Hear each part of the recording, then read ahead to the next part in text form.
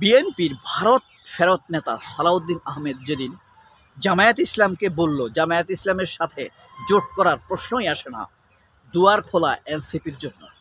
কারণ এনসিপির তারুণ্যদের কাছে বিশাল গ্রহণযোগ্যতা। সালাউদ্দিন জানেই না শিবির মানুষের মণিকোঠায় স্থান করে নিয়েছে, এনসিপির চাইতে কম নয়। শিবিরের লড়াই, সংগ্রাম, সততা এবং অত্যন্ত দক্ষ সাংগঠনিক ক্ষমতা সব কিছুই মানুষের মণিকোঠায় স্থান করে নিয়েছে। কিন্তু আল্লাহ তাআলার কি নির্মম পরিহাস, কি প্রতিশোধ!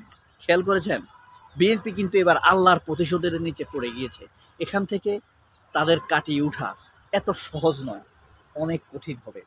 কারণ হলো কি, আপনি একটা জিনিস খেয়াল করলে দেখবেন, এনসিপির নেতা বিএনপি যখন বদদোয়া নিছে, বিএনপি কিন্তু অভিশাপ নিছে, জনতার অভিশাপে বিএনপি। দেখেন, জামায়াত ইসলাম তো মুসলিম দল, এনসিপিও তো মুসলিম। জামায়াতকে বললো এদের সাথে জোট করার প্রশ্নই আসে না। জোট করবি না, এটা ওপেন বলার দরকার আছে। বেড়া, তোদের সাথে তো জামাতের জোট নাই, আপনাদের সাথে তো জোট নাই জামাতের। এখন এনসিপি করলো যে আমাদেরকে লোভ দেখিয়ে লাভ নেই, পদের লোভ দেখিয়ে, সুযোগ সুবিধার লোভ দেখিয়ে কোনো লাভ হবে না। সালাউদ্দিনকে কিন্তু প্রত্যাখ্যান করে দিয়েছে, টোকা মেরে ফেলে দিয়েছে। হ্যাঁ, সালাউদ্দিন আগের দিন জামায়াতকে একটু অপমান করার চেষ্টা করেছে, পরের দিন নিজেই অপমানিত হয়েছে। আর আল্লাহ তাকে জাতির সামনে এত বেশি অপমানিত করেছে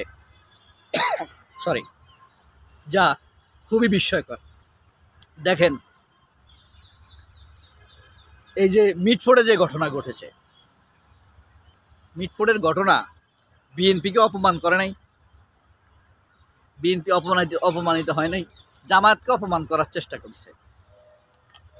এখন পরিস্থিতি যেদিকে যাচ্ছে, বিএনপি তো ক্ষমতায় আসতে পারবে না, ক্ষমতা আসার সম্ভাবনা কমে গেছে।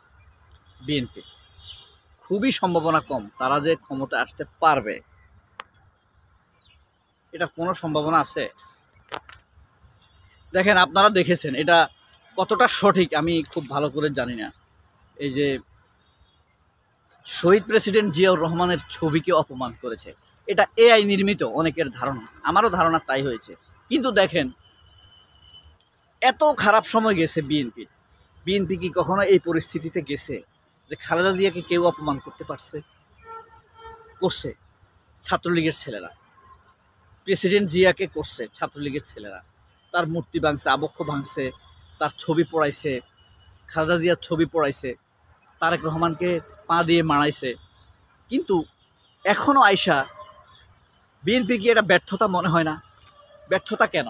দেখেন, কোন জিনিসটা তারা কন্ট্রোল করতে পারছে। সবচেয়ে একটা সহজ জিনিস পারে নাই তারা, সেটা হলো এই যে আমাদের এনসিপির নেতাদের কাছে, ধরেন তারা খুব বেশি মুক্তিযোদ্ধা করে, যে যদিও হাসিনা পালাইছে, লুটপাট, মুক্তিযোদ্ধা মানে লুটপাট, খুন, মিথ্যা, এরা এটাই দেখাইছে আমাদের সামনে, তাই না? কিন্তু দেখেন, এরা মানে জামাতকে, ঠিক আছে জামাতের সাথে জোট করবি না, কিন্তু এনসিপির সাথে তোদের সমস্যা কোথায়? এনসিপির লোকদের বিরুদ্ধে কথায় কথায় বলা, তাদের চরিত্র হনন করা, তারপরে তাদের সাথে বিএনপির দূরত্ব তৈরি করা, এটা কিন্তু পরিকল্পিত। বিএনপির যারা ব্যর্থ নেতা বা ভারতপন্থী, এরাই তো ব্যর্থ, আসলে ইচ্ছাকৃতভাবে ব্যর্থ হয়েছে। এরা কিন্তু ক্রমেই এনসিপির সাথে, জামাতের সাথে দূরত্ব তৈরি করে রাখতেছে। কারণ এদের সাথে যদি বিএনপির একটা এলাই হয়, তাহলে তো আর এদের ক্ষমতা যাওয়া কেউ আটকাইতে পারবে না। এখন ধরেন বিএনপি ক্ষমতায় যাবে, এরা শান্তিতে থাকতে পারবে? ক্ষমতায় টিকারে যোগ্যতা থাকবে না এদের। আমি চিন্তা করি 5-7 মাসের মধ্যে এরা পালায় যায় কিনা। বিএনপি যদি ক্ষমতায় আসেও 5-7 মাসের মধ্যে এরা পালায় যাইতে পারে। বিসমিল্লাহ। তো এই যে এই পরিস্থিতিতে দূরত্ব তাদের বেড়েই চলছে। দুদু কেন এনসিপি নেতাদের বিরুদ্ধে বলে? মির্জা ফখরুল কেন এনসিপি নেতাদের বিরুদ্ধে বলে? আপনার মির্জা আব্বাস কেন এনসিপি নেতাদের বিরুদ্ধে বলে? দূরত্ব তৈরি কর, তোমার কি অবদান আছে? একজন খালেদা জিয়ার মতো আইকনিক নেত্রীকে তোমরা মুক্ত করতে পারো নাই, পারছো? হ্যাঁ, ছোট লোকেরা। বিএনপিতে আসলে নেতা নাই তো, ছোট লোকে ভরপুর দলটা সত্যিকার অর্থে। এদের সাথে থাকতে থাকতে তারেক জিয়াও সেরকম হয়ে যাচ্ছে। তারেক জিয়ার আইকনিক চরিত্র হারাই গেছে। আগের যে তারুণ্যদীপ্ত এমার্জিং একটা লিডারশিপ ছিল, অবশ্য 60 বছর হয়ে গেলে মানুষ আর মানুষের সাথে পালসের সাথে রিলেট করতে পারে না। তারেক জিয়া এখন তারুণ্যের সাথে রিলেট করতে পারছে না। 2002 সাল 3 সালে যেটা পারতো, এখন এটা তারেক জিয়া আর পারছে না। তারেক জিয়া সেখানেই রয়ে গেছে, 3, 4, 5-এ রয়ে গেছে। আর সেই জায়গা এখন দখল করে নিচ্ছে হাসনাত আবদুল্লাহরা। আসলে কি হাসনাত আবদুল্লাহরা, হাসান আবদুল্লাহদের সাথে বিএনপির সম্পর্ক হলে সমস্যা কোথায়? ধরেন এনসিপির 40 জন নেতাকে যদি বিএনপি নমিনেশন দেয়, সাপোজ দিত, এখন আর সম্ভব না, তাহলে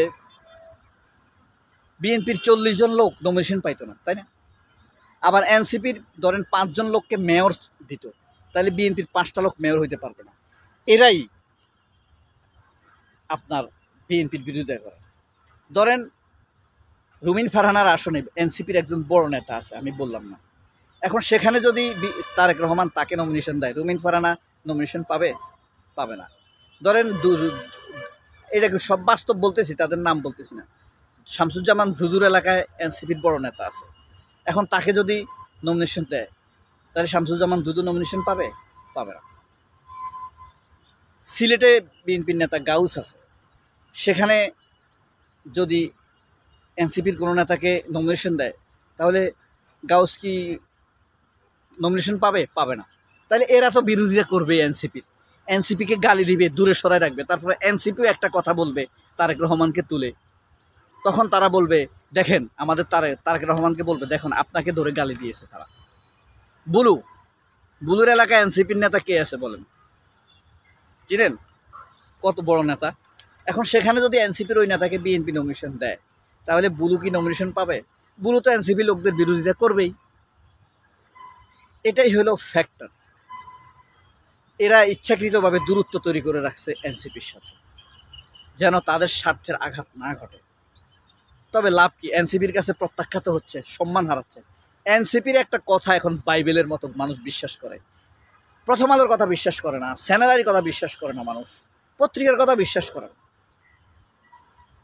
তারেক রহমানের কথা আস্থা নাই। তারেক রহমানের কোন কথাটা আপনি কোট করেন বলেন তো? তারেক রহমানের এই কথাটা ভাল লাগছে? কোনো কথা নাই, লামসাম কথা বলে শুধু।